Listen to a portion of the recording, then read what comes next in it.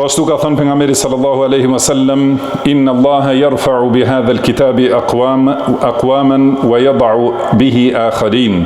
Me këtë libër Allahu ngret disa njerëz dhe me të poshtron të tjerë. Transmeton Muslimi.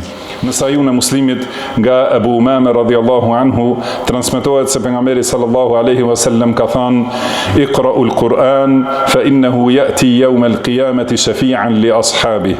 Lexojeni Kur'anin sepse ai do të vijë ditën e gjykimit si ndërmjetësues për shokët e tij ose për njerëzit e tij. Madje ai do të vijë duke mbrojtur dhe duke argumentuar për lexuesin e tij derisa ta udhëheqë atë drejt xhennetit. Nga Abdullah ibn Mas'ud radhiyallahu anhu transmetohet se i dërguari Allahut sallallahu alaihi wasallam ka thënë: "El-Qur'anu shafi'un mushaffa' wa mahilun musaddaq.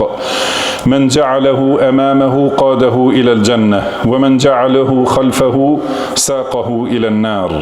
Kurani është ndërmjetësues që i pranohet ndërmjetësimi dhe argumentues që i pranohet fjala.